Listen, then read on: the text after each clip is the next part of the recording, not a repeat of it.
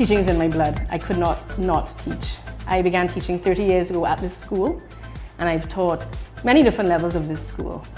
I love the challenge of a child coming into the class and not understanding, and finding ways to be creative in how I get them to learn.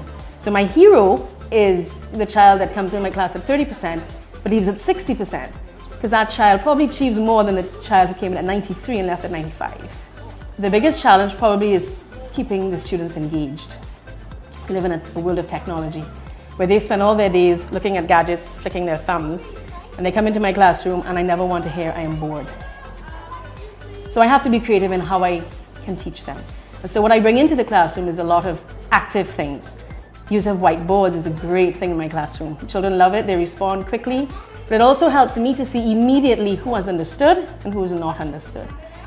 Also hand signals like thumbs up or thumbs down, or giving them a time to do something keeps the children excited about their lesson, because they have to be excited about it or else they're not going to want to learn.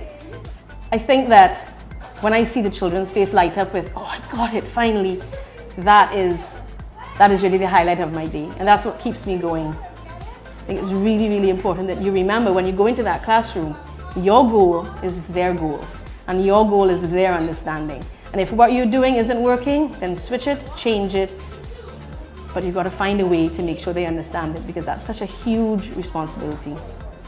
We need to make children always feel valued, and that their way is fine, that it's just not my way. There are many ways to approach a problem. If you can teach them that life skill, that is so very important for them as they move on. And I think that is really the basis of how I approach my teaching. I just want to make sure everybody in my class can learn no matter how they go about learning.